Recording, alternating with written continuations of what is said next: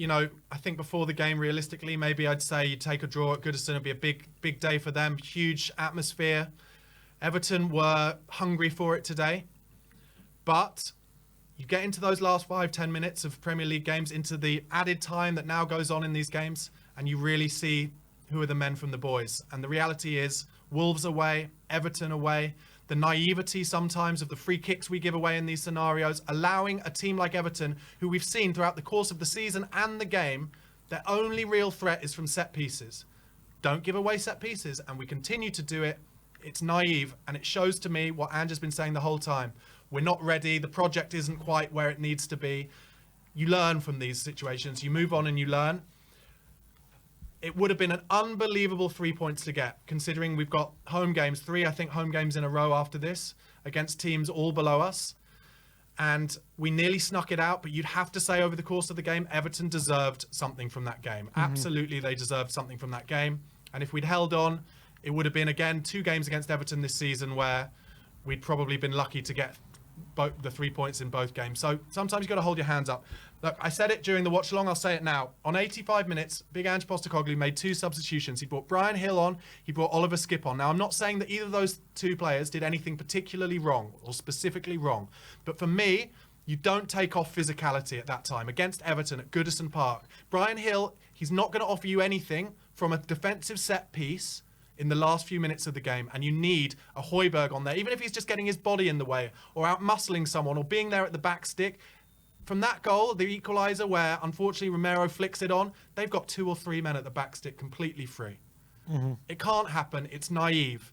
And of course, it's Jared Branthwaite, who Spurs have been linked with all season. He's a good player. But anyway, they're the negatives. The positives, Richarlison, unbelievable finishing. His confidence is sky high, and he scored the best goal of his Tottenham career today.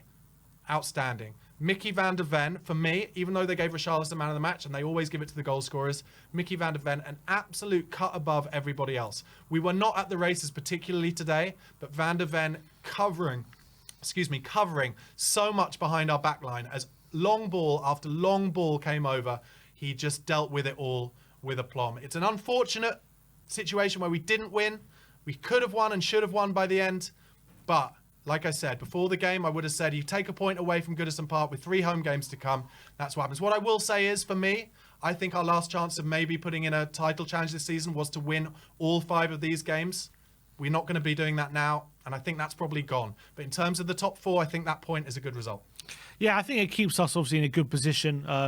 We did take a point, but again, I completely agree with you when Ange says it's not ready, but I think the word that Ange used after the Brentford game was immaturity. Right. And it's still showing the immaturity of the side. And I think that probably reared its ugly head in those last 5 minutes, because it wasn't just giving away the set pieces, which 100% was a big issue, but we were just the game management. We weren't being smart on the ball. We weren't maybe getting the ball into the corner flag. We were running into challenges in the centre of the park and giving the ball away in dangerous positions where it just set Everton up for the counter-attacks and allowed Everton to get forward and gave them encouragement where it didn't need to happen. And can I just go in there? Sorry, because you said it.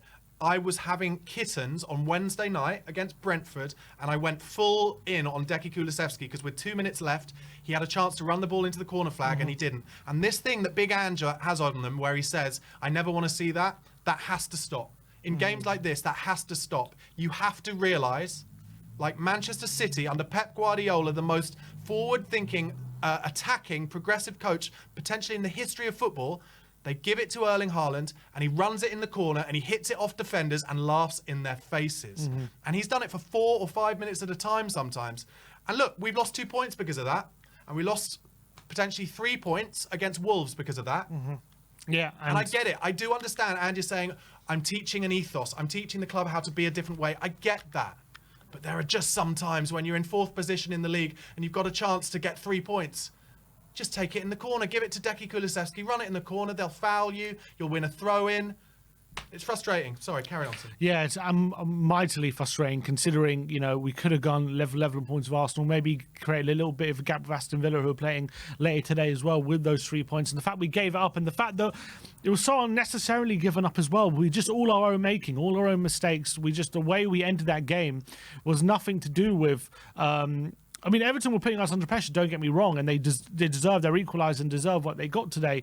But the way we ended that game, because the most frustrating thing is, we went through it in the first half, and we were really poor. We were under pressure. We went into half time in the lead against run of play. But in the second half, I thought that did change, and we were much better in the second half. I thought we did control the game. And if anyone was looking to get that third goal, the next goal in the game, it did look like it was going to be Tottenham. We were the ones forcing Pickford to saves. Everton seemed to run out of steam a bit. And it's like, from a position of control, of strength, then we gave them encouragement. Then all of a sudden we started doing stupid things. And maybe it was the substitutions that took control out of the game, or I'm not sure what it was, but it's just frustrating that you go from a position of strength. It's one thing if we were playing like we were in the first half, just constantly under pressure, and finally that pressure tells. But it wasn't like that. In the second half, we were keeping them at bay, we were keeping them at arm's length. We were in control of the game, and we just ceded control for stupid mistakes and stupid decision-making. And that's the most frustrating thing in this game. And to concede that goal late on as well, another goal from a set piece. We conceded 2 goals from set pieces today. It's something that needs to be sorted. I'm sure Ange will definitely be looking into trying to sort that situation, but very, very frustrating. The defending, as you say, for the goal right at the end was absolutely terrible. Could have been a number of players could have put that in. But let's talk about Vicario, because obviously the story of that first half, under pressure from corners, we conceded from one of them. They kept putting it under his crossbar time and time again, and it seemed like an avenue they're getting a lot of joy from. But that did change in the second half. Yeah, he did start to claim things, and he started to have more authority from those set pieces. Yeah, exactly. I think hopefully that will be the big learning from today for Vicario, is that he's got to plough through the player they put on him, be strong, and get up early and claim those crosses. Because if he keeps punching and flapping at them, then teams will continue doing the same thing. And it's just statistics and odds that we will concede goals that way. So I was impressed with his second-hand performance. He could easily have shrunk and made it worse for himself. He didn't, and he claimed a lot of balls. But Ange has got to look at that as well. It may be worth putting another man on whoever they stand in front of the keeper. Look, in terms of the rest of it, Goodison Park, very difficult place to go. That's the reality of it. Never easy. We haven't won there in 5 seasons. There's a reason. Look, if you're an Everton fan, I get it. You're fighting for your lives and you just want any points you can get. But honestly, considering when I was a kid, you grow up, Everton won titles in like 85, 86. They won the FA Cup in 1994. God, it's horrible to watch. And like, no excuses. They deserved a point at least out of today's game. But yikes, if they stay in the Premier League going into their new stadium, you cannot be playing that football at their new stadium. They are a long way off. And, obviously, lots of difficulties with the ownership. A lot of fans hate our ownership. But, if you look at sliding doors moments, we're not Everton. And I'm pleased to say we are not Everton. But anyway, they did what it took. Sean Dyche is a canny manager. He knows what we're good at and what we're not good at. And he stopped us from playing the type of football we wanted to play. And he played the type of football that he knew would cause us trouble. Win as many set pieces as you can. Keep it narrow defensively, but out wide when on the offensive. Get lots of crosses into the box. And that's what got them a point in the end. Neither team really cut the opposition open that much. Every time they got through behind our back line, it was from a long ball where I think Ange and the team feel confident that Van de Ven would chase it up, which he did time and time again. And, it's a shame for Richarlison because those 2 finishes deserved to be winners of the second one, especially deserved to be the winner of this game.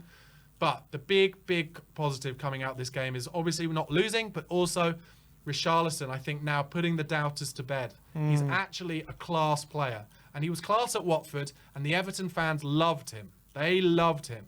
And I think with Spurs, it's taken a bit of time. But as this time that Kane's gone and Sonny's gone off to the Asian Cup, Richarlison's starting to feel his importance within the team and within the squad now. And he's playing far better as a result. So they're the positives I'm going to choose to take away. Yes, it's frustrating. I guess the reality of this as well, if I'm going to look a bit glass half full, is that could easily have happened against Brentford as well. Pretty much in all the games we've been 1 goal up at in the last few minutes, we give away a gilt-edged chance. We do. Yeah. And today they took it. They didn't against Brentford. So we could be stuck on 2 points rather than 4. So that's the positive I'm going to take away. Is there a bit of a concern in terms of looking at the defensive side of things? There was a big, obviously, narrative when we had Emerson Royale and Davis and we were conceding a lot of goals. They're like, oh yeah, just wait till we have Romero and Van de Ven back, then it'll be sorted. But since we had them back, 2 goals conceded against United, 2 goals conceded against Brentford, another 2 goals conceded today. So what do you make out of that? I think we are always going to concede goals. I think we are. I think we're set up very much in a way where 98% of the time we only have 2 centre halves defending for us and everyone else is miles away. So it's going to happen. That's the way it is. But I think as the project continues and as we are able to have more players on the pitch who are unbelievably comfortable on the ball, even in games away like this at Goodison Park, where the pitch is sticky and dry and patchy, then we will break the press more and we will score many more goals. So, look, we'll concede goals. I mean, I guess the surprising thing, if you look back on it, is in the first 10 games, we didn't concede that many goals. But maybe that was the case of opposition teams trying to get used to Ange's tactics and not quite knowing how to deal with it yet. Look, like I said, nobody cut us open today. We didn't get cut open at all. And they scored 2 goals from set pieces. And that's where we've got to be better. You mentioned the word immaturity. I would say naivety. Games like that, the one thing you cannot do is give the crowd a sniff. Giving away free kicks in our own half, that's all the Everton fans want. They know that's where their best chance of scoring is. So, somewhat our own fault, but we take a point. We go on 3 home games now, winnable home games. We win them all, and we'll be there or thereabouts in terms of that 2nd, 3rd, 4th place. Yeah, and it'll really help consolidate our position in the top 4, which is, let's be honest, I know people have dreams about, because we were, first 10 games, we were top of the league, and we're not too far from first place, but obviously, beginning of the season, you told anyone we were going to be in the top 4, they would have bitten your hand off and they would have said no chance. They would have said that'll be an unbelievable season. So the fact that we're in this position and we're sitting here being disappointed with a draw away at Goodison Park in Everton, with a point which actually takes us, further into 4th place, just goes to show what a great job Ange is doing. I know on days like today can be very frustrating when we have the game in our grasp and it's in control and we do stupid things to concede in the last minute. But this team is always learning. It's still a very young team, and just only 7 months into his project or so. So I'm still really happy with the direction we're going in, and I'm still delighted. Some of the football today, even though we were struggling at times in the game, some of the football was brilliant, especially in that second half, how we were playing through everything, the patterns of play we seem to manage, and how we're picking up the little pockets of spaces. So we're still really, really good to watch. We've still got to learn how to manage these kind of really aggressive teams who try to rough us up and bully us, and like today. And maybe that's a learning curve we have to go through. But I still think we're on the right track. I still think we're doing so well. So as much as it's frustrating today, I'm still very positive about the season. And can I just end with one thing? I think there are only 2 teams in the top 6 who win that game today, 12:30 Saturday game, when they're really up for it like that, and that's Liverpool and Manchester City. I really don't think the rest, including Arsenal, have got enough really to deal with, like what you just said, the physicality of it. So I think, you take the draw away. It is disappointing, but it happens, you go on. We're still on a pretty decent run in the Premier League, considering all of the injuries, suspensions, and with Sonny out. The other thing is, I think Sonny's on the pitch today. Some of those positions Werner got himself in, maybe that changes something as well. So, look, Sonny, go and win that Asia Cup, but also come home soon.